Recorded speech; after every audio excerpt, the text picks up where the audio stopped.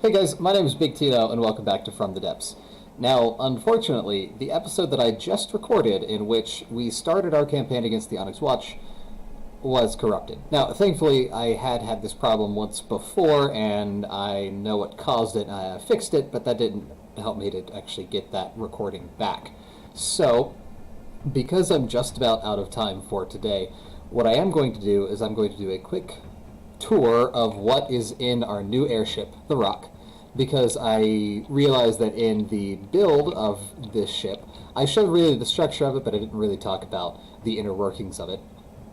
And then I'm just going to put a few clips together of me fighting against the Onyx Watch, and that'll be the episode. So you're not going to hear all that much from me this episode, and I do apologize for that. In the future, this corrupting save problem should not happen. Anyway, so this is the Rock, again, as in ROC, the giant bird monster, not Dwayne "The Rock" Johnson.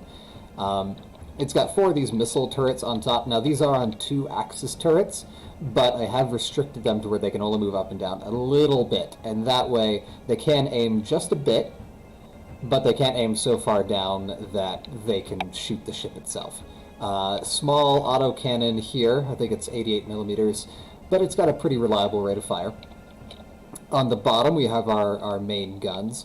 Each of these corner cannons is a 100 millimeter rapid-fire advanced cannon that sustains a pretty good rate of fire for a while. This thing can load like 1,600 rounds in it and fires at 500 rounds per minute, so it can sustain that for a while. Unfortunately, because it does use pretty much all belt-fed loaders, it does have to reload for a while once it's done firing. So it's important to actually get this thing, or give this thing time to reload between fights, or it's just going to sit there.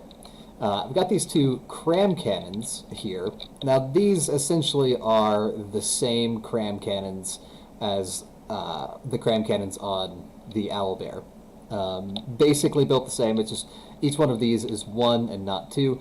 Now, these can't turn and fire past the main cannon, so they are the only guns on this thing that can only fire to one side. So each of these is restricted to fire either port or starboard. They're pretty good.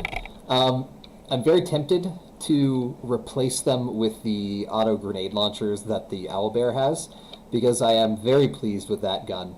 And in fact, there are several things that I would do to improve this ship. And because I like the design so much, I'm tempted to, at some point in the future of this campaign, to make sort of a 2.0 version of this, in which I just go in, retrofit this thing, probably end up doubling its cost or something, add things like shields, a simple munition defense system, vastly increase the damage output of the weapons, things like that. But, you know, we'll see. It may just be that this thing serves its purpose, and then we move on to the next the next ship, the next build. All right, this is the main cannon. This is a dual 500 millimeter heat cannon, so it fires heat shells. Very good against heavy layered armor, which the Onyx Watch does like to use.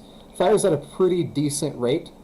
Loads about 50 shells into each one of these. They are 3-meter shells, so it can fire for a while at a pretty decent rate, at a pretty decent range. It's just a pretty decent cannon altogether, very reliable, which is kind of what this thing is built for.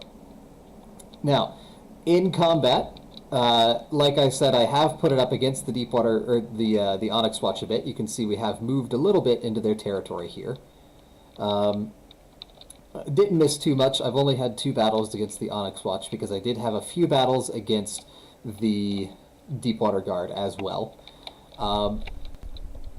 But this thing is very, very stable. You can take out 2 of its propellers on top, and it'll run just fine. In fact, it can run without any of the jets, or it can run with only half the propellers.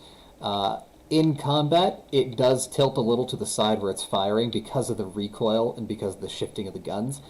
I could fix that, but I actually like it because tilting down just a bit allows this top gun to fire. And it also gives all of the guns on the underside here a better arch of fire.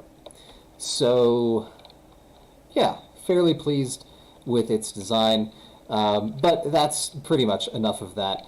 I think from here on out, I'm going to do a couple of battles against the Onyx Watch.